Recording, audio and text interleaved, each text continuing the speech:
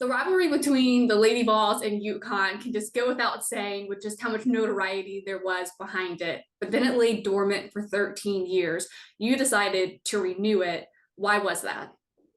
Yeah, 13 years was probably long enough. And I talked to Pat about it and asked her, she said, no, I wasn't going to do it. So it was about what she wanted.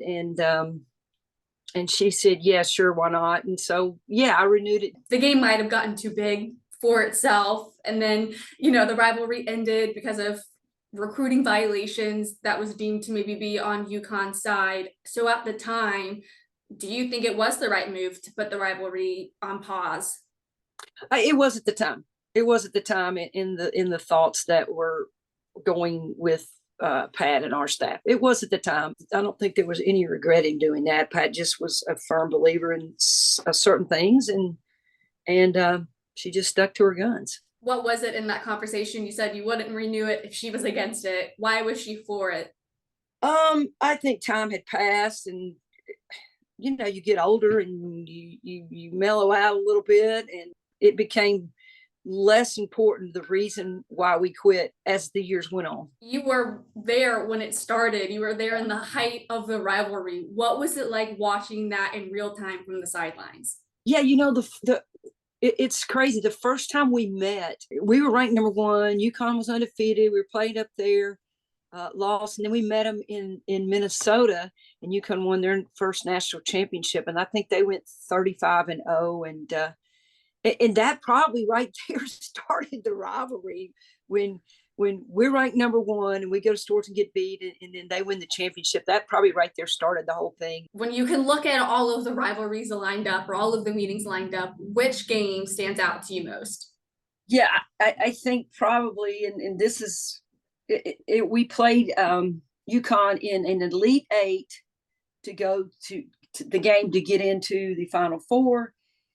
And that was our Cinderella season. The same year we got beat by Connecticut by 15 in stores, and so we're meeting for the second time, and we won by 10 to go to the Final Four and went on to win a national championship. So I think out of all the games, that's my most memorable, just because we weren't supposed to do it. We were struggling that year to trying to find our way.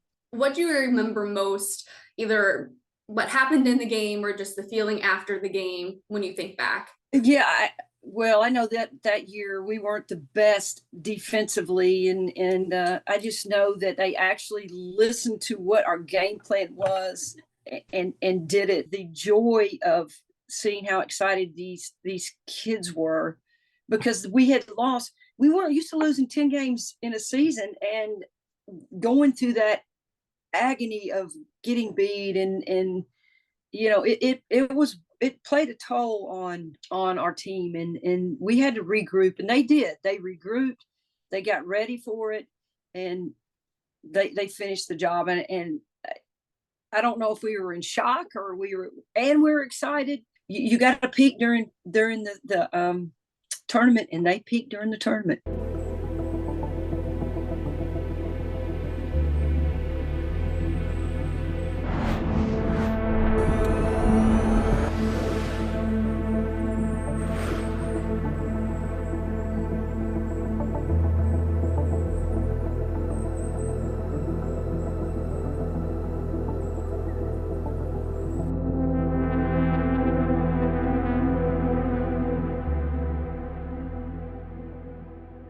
When you hear Gino talk, just earlier this week, and he reflects on the height of the rivalry, he's like, you look out onto the court and there's 7 or 8 Hall of Famers, and at the time you knew they were going to be Hall of Famers.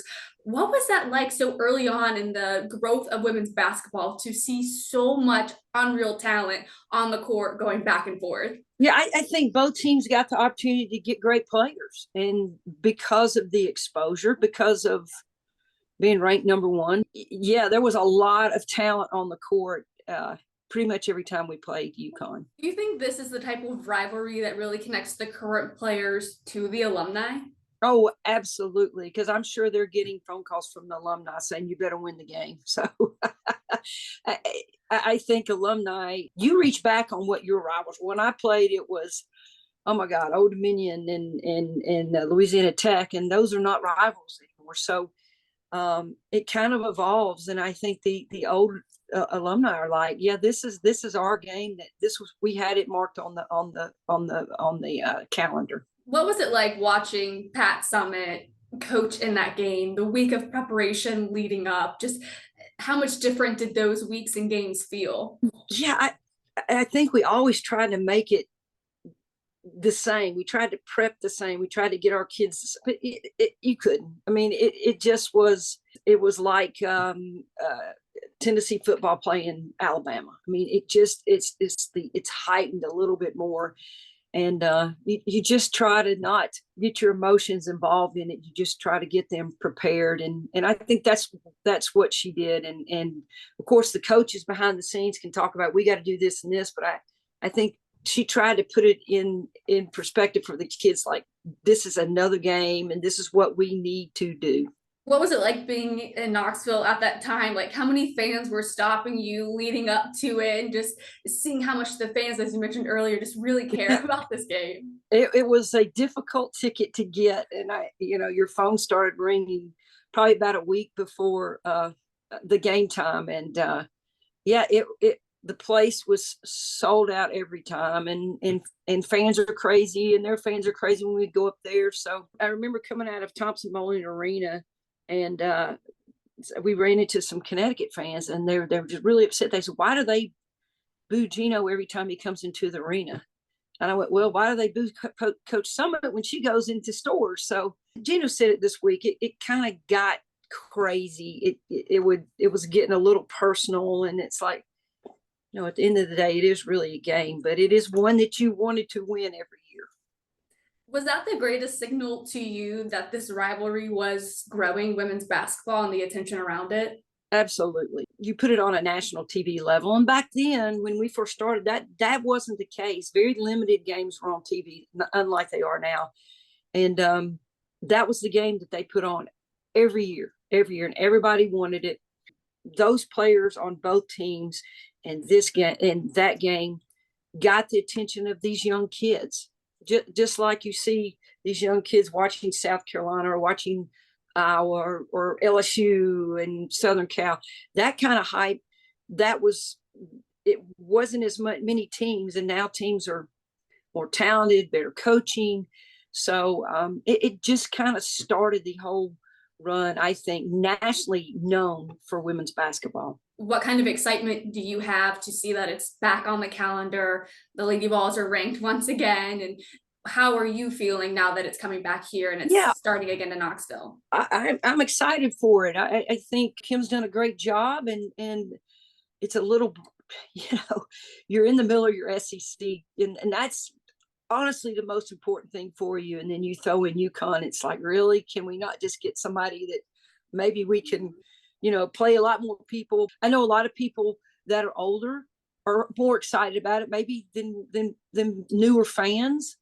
But yeah, it'll be a great atmosphere. It always is. It always will. It's probably going to be the best atmosphere that they've had all year there because it's Connecticut. How much do you hope maybe it gets back to that strictly with just what's going on the court without the outside? Yeah, I think anytime you can get the interest in women's basketball and with the University of Tennessee, absolutely. I think it's great. I think it's great for women's basketball.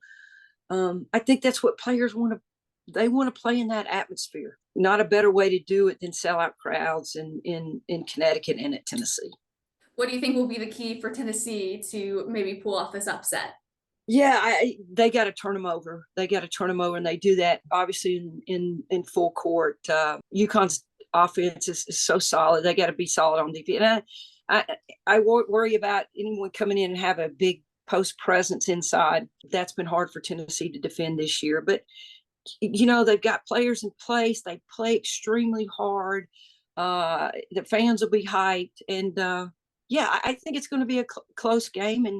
And Tennessee just again needs to turn UConn over and get easy baskets. Absolutely. Well, Holly, I appreciate your time. Absolutely. Thanks for having me. I appreciate it. Of course.